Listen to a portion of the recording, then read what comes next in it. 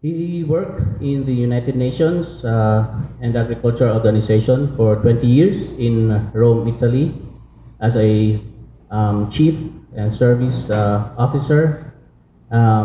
He was able to visit 60 countries in Africa, Asia, South Pacific, Europe, Latin America, and Caribbean, Middle East. And after his retirement in the United Nations, after a few years, he became an entrepreneur. He started a company in 2001 with an authorized capital of 1 million and only one employee. And by 2018, he was able to process 100 tons of noni fruits compared to 500 kilos in 2001. And his company right now is able to export PHILNONI in Hong Kong, China, Dubai, South Korea, USA, and Switzerland. And of course, in 2003, from one employee, it had, right now, we are now 40 employees in PHILMORINDA. And from one fruit gatherer, now we have more than 50. Of course, sa family, yun nga, yung sabi nila, dati daw peste yung noni. Ngayon, when they have it's piso. So, Dr. Contado is able to help a lot of yung farmers na hindi talaga natutulungan because Dr. Contado buy the fruits from remote areas. So, yung sabi nga sa amin ng mga nagdi-deliver, talagang natutuwa sila pag bumili yung company namin ng fruits kasi yun yung ginagamit ng pangbaon ng mga bata sa schools nila, and then talagang malaking tulong kasi yung pag-travel nila from place, it will take them 3 hours from island to island kasi yung pinukunan ng noni kasi hindi kami bumibili sa mga lang dito sa inland na parang tinatanim ng mga farmers, so talagang malalayo yung sources namin. So yun nga, hindi nakakilala kay Sir Tito, he was a working student. Yung mother and father niya died when he was still 13 years old, and nagpunta siya ng school na wala siyang kilala, wala talagang alam-alam doon sa area at nagbakasakali lang siya. Pumunta lang sa isang school, and then he was 13 years old yata, 15 years old kasi namatay yung tatay niya, and mama niya wala talagang nagsusupport. Punta na siya ng school and naghanap ng scholarship. So may tumulong sa kanya, and then by God's grace, he was able to graduate as cum laude in his college years. And then after that, he was able to work in UPLB for 9 years, and he was given a chance to have his master's there in UP, Los Baños. And then he was able to had his PhD in Cornell University, and was able also to graduate as cum laude, sir. Yeah. And then after 9 years in UPLB professor, he was able to publish a book and receive several meritorious awards. So that's my boss, Dr. Tito Contado.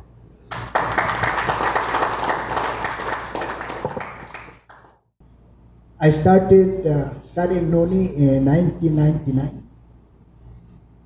and since then, it has been my major dietary supplement. I've studied the many dietary supplements in the world.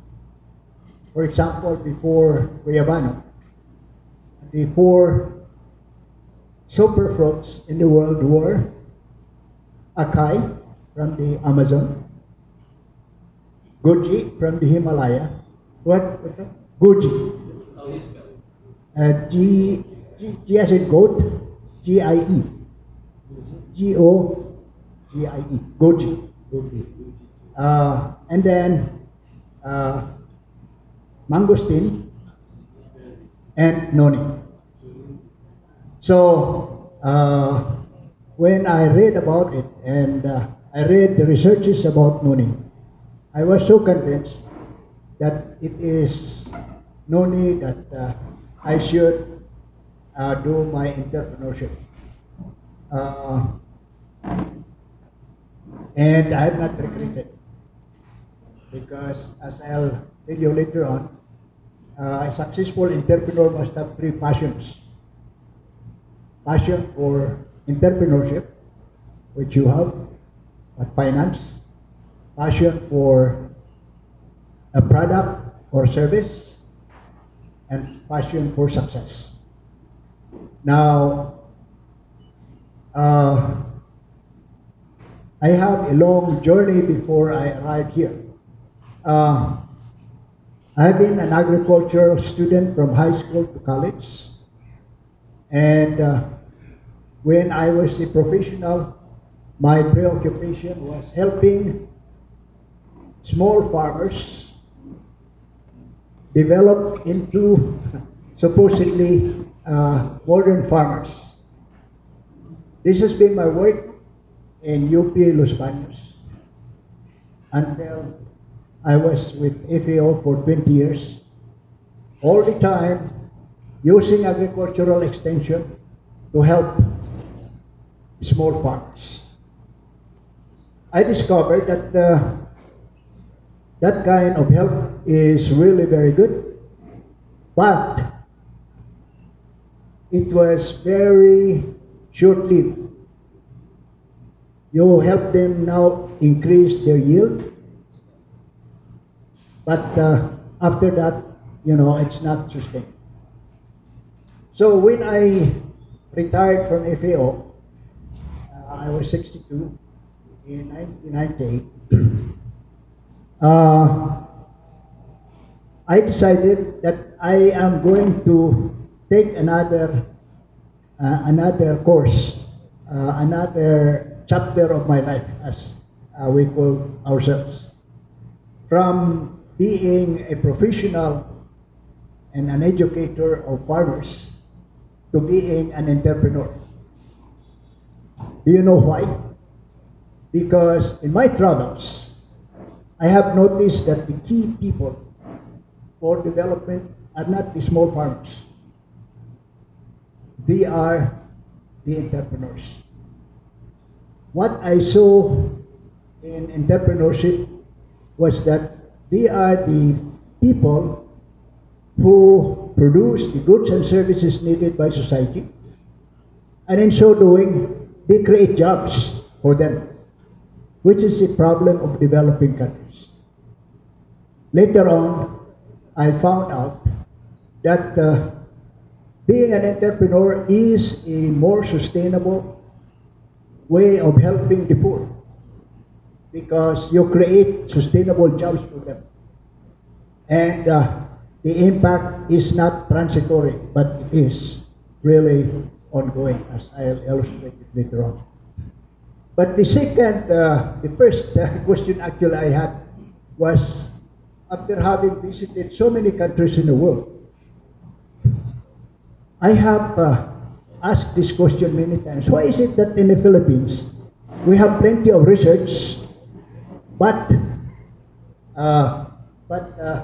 we have plenty of research, but the products that we find in our table are mostly imported. Parang walang connection between our research and our productivity in this country. And so my second question is, why is it that Filipinos are not inclined to do entrepreneurship?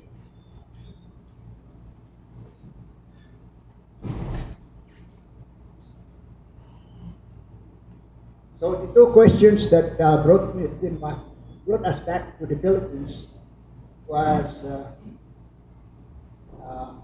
these two. Why are Filipinos not inclined to become entrepreneurship. I'm surprised that our chairman, started being an entrepreneur still young. Huh? Actually, there are a few Filipinos and mostly foreigners who become entrepreneurs. Kaya ako, I am an admirer of Henry C. and Go Kung Wei, because these are people who started as small entrepreneurs, but with their services, they were able to create plenty of jobs, and they were able to stimulate production in the country. So we need more people like that. And what I am doing is really very modest.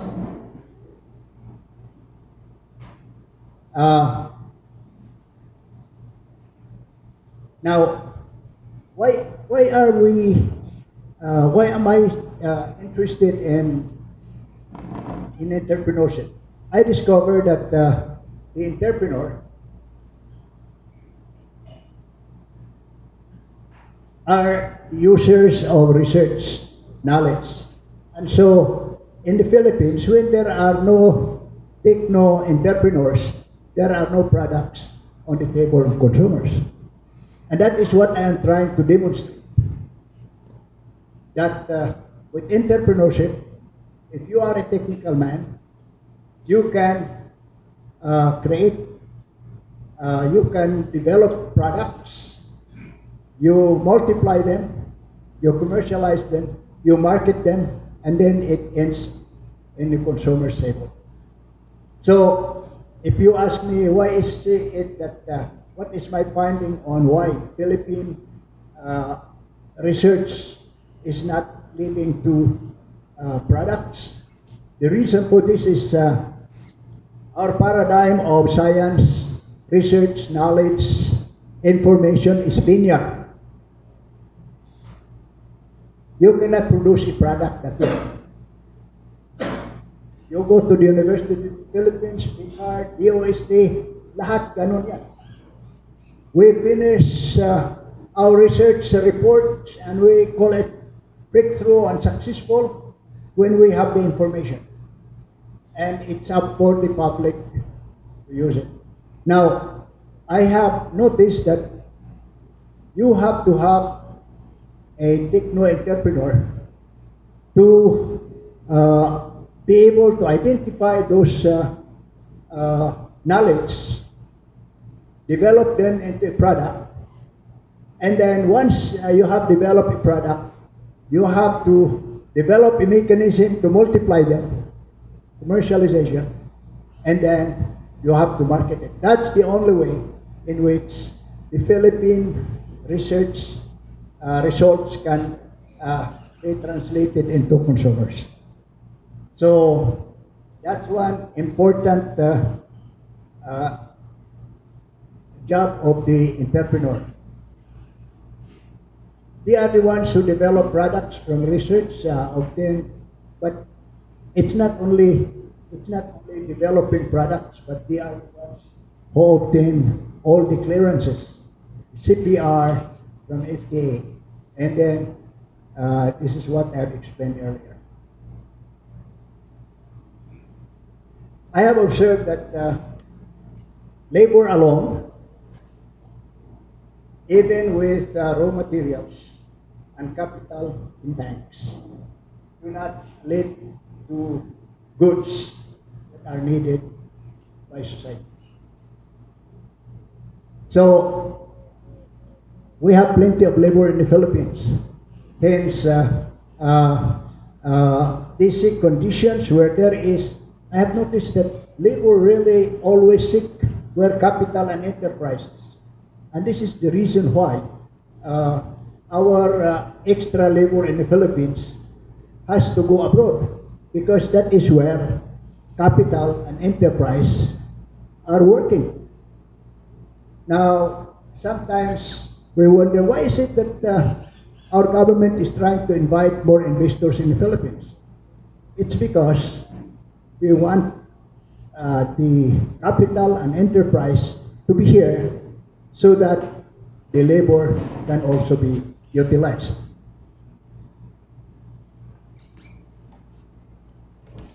Now, this is very common in the Philippines.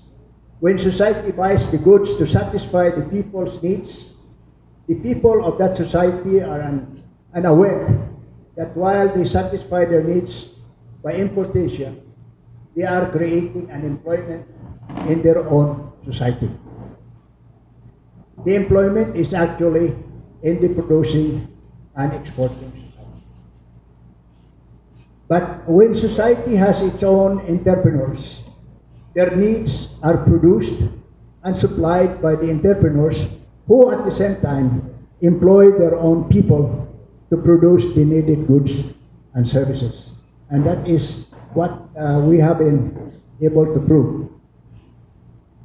By experimenting on entrepreneurship since we retired from AFO in November 98, we have discovered more social and economic contributions of entrepreneurs, as in the case of Philippine Morinda Citrifolia Incorporated. Now, this is different, Mr. Chairman, from your experience, because this one is a production enterprise, let me see. Actually, in this, in my experience, the entrepreneur actually is the organizer and the producer of goods from raw materials, technology, labor, and capital. You know, in the Philippines, we have raw materials separately. We have technology. We have plenty of technology. We have labor. We have capital. But it needs entrepreneurs to put them together into a product.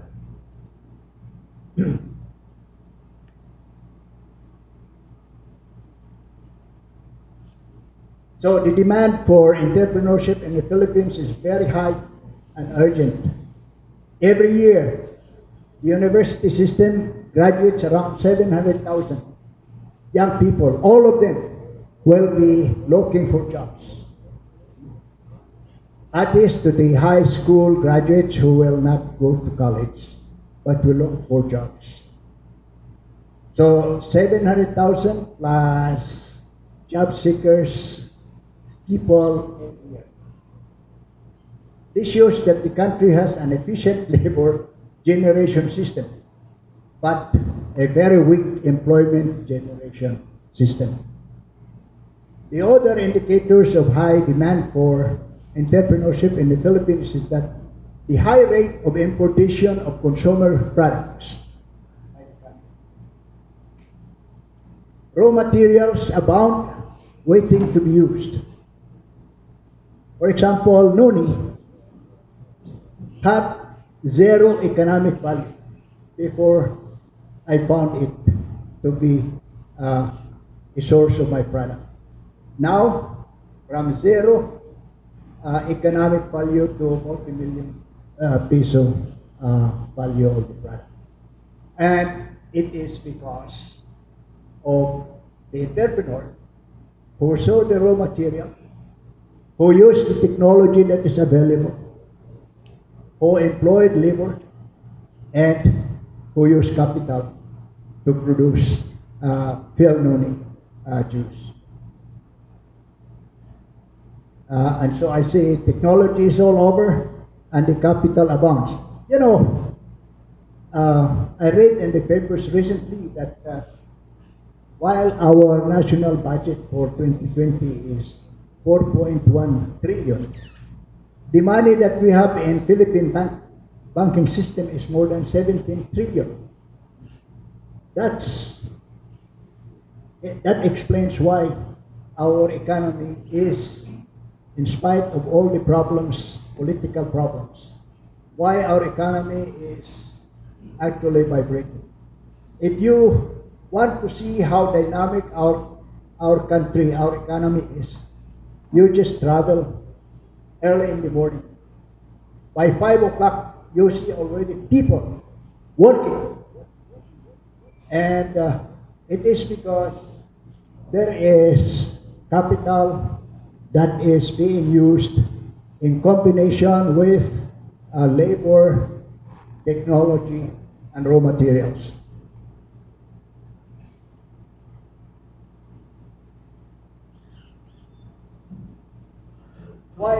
Why are Filipinos not inclined to become entrepreneurs? Ideally, there should be one entrepreneur for every 1,000 labor force. There should be study across Asian and nations of the ratio of entrepreneurs and laborers. You know, the Philippines has a very high dependency rate. And you can very easily see this in entrepreneurship. For example, in our company, the 38 people who are working with us would not have had the jobs that we have now without the enterprise. And if the ratio of labor and entrepreneurs is narrowing, then you would have more employment and you would have more products on the table of our consumers.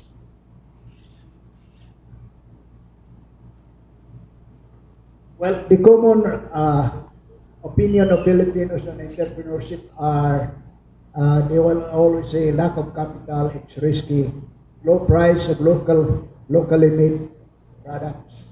I cannot compete with big business. Entrepreneurship is very demanding.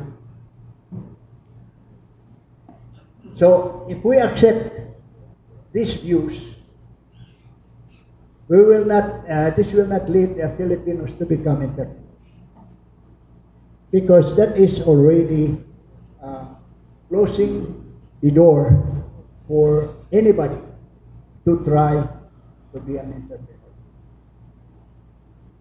Why Filipinos are not inclined to, as a developing country emerging from informal, easygoing rural culture, entrepreneurs and business is an unconscious need and possibility of society. Now, these are my own reflection. It is not talked about at home and not taught in school. It is commonly heard of parents giving instruction to their children to study seriously, make good grades, and find a good job.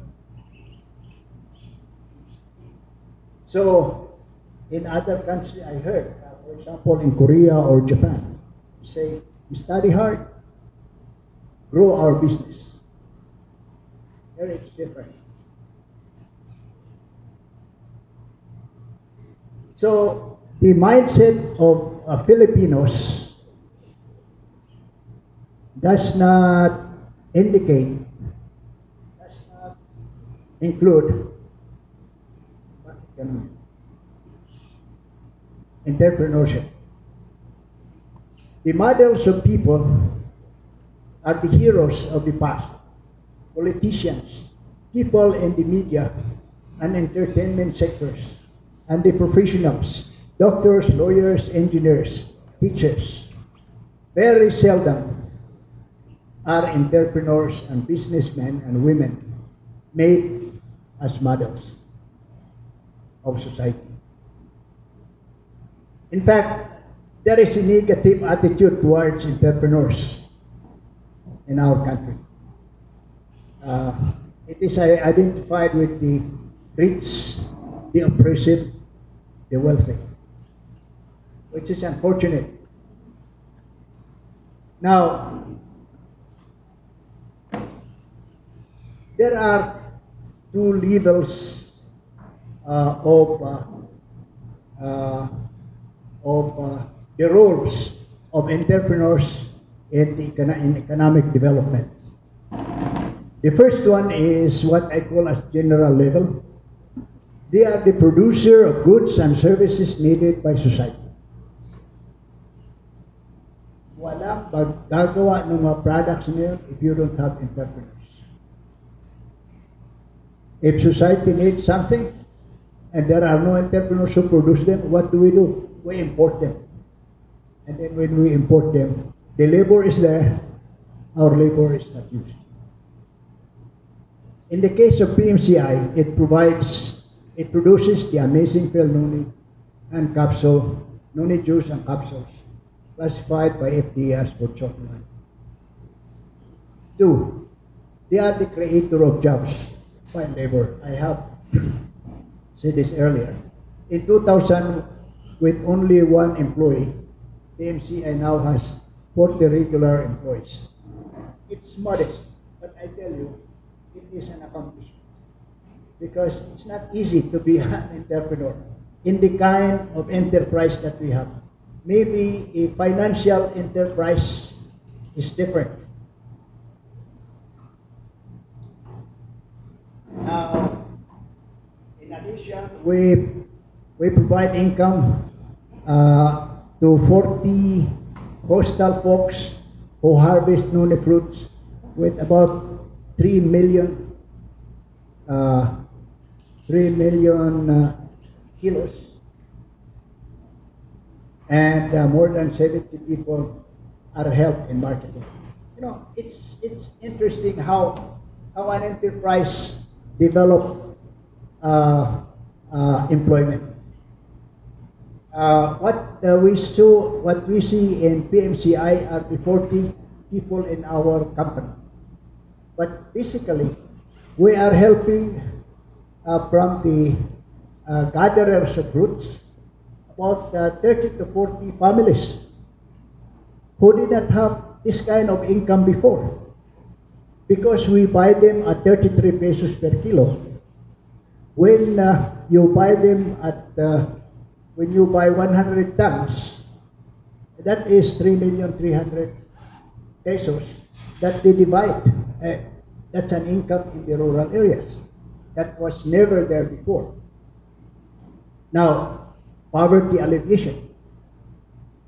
This one is not easy to grasp, but actually, entrepreneurs, I would say, are the instruments of sustainable poverty alleviation activities, because they are not doling out to the poor. They are creating jobs for them to work and to have decent income for themselves. You know, for example, yung amin,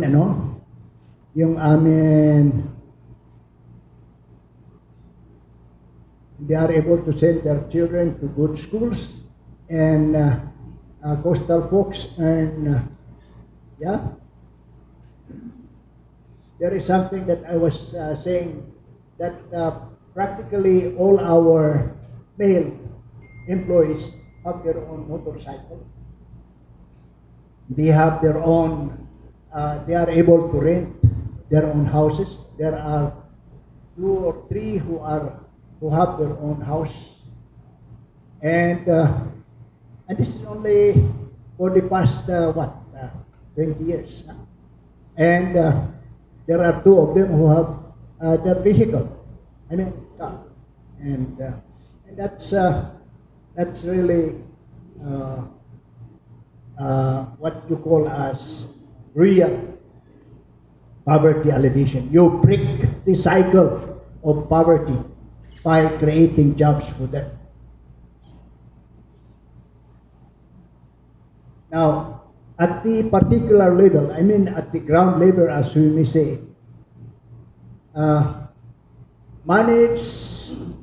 entrepreneurs manage and put together into products the raw materials, technology, labor, capital, and market. Yes. So as I said, we are the ones who bring it together. They are available in the Philippines separately, but it requires an entrepreneur to bring them together to do something. The entrepreneur are the best people to add value to existing resources. Noni is a very good example. It's an abundant resource in the country, zero economic value, zero usefulness, but with entrepreneurship, you are able to produce it into a juice and capsule so that it is a product that is multi-million pesos worth.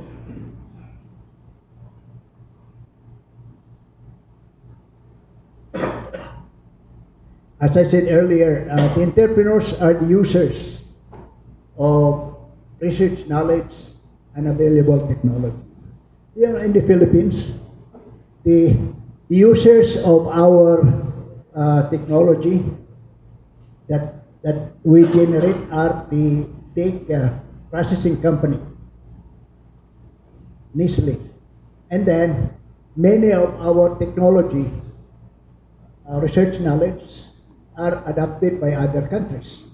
Why? Because we don't have entrepreneurs who use them. They are problem solvers. They are inventors of new ways or of new technologies. You know, when you are an entrepreneur and you are producing something, it is not in the books. For example, in Noni, we had a problem of extracting the juice from the fermented fruits. And we had to invent something to make it, you know, faster and cleaner and efficient. Before, we started with just piga.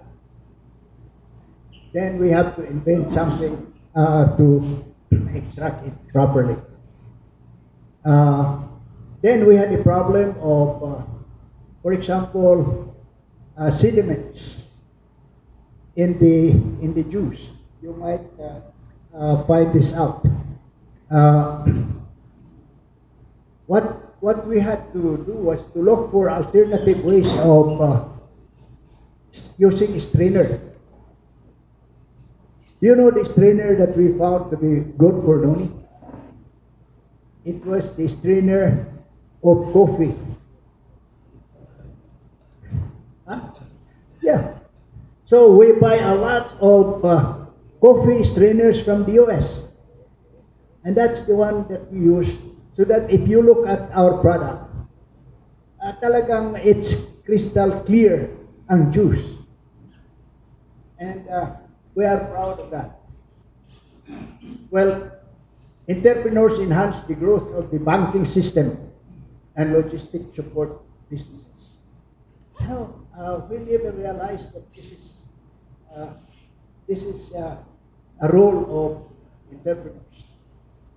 In Los Baños, our 5 banks are competing, you know, for us to bank with them. Because we also have foreign income, we have income from within and so on. And then because we don't make our own packaging materials, for example, you know, we buy, for example, 100,000 bottles of glass bottles from San Miguel. And we pay 17 pesos per bottle. So and they are happy when we buy it.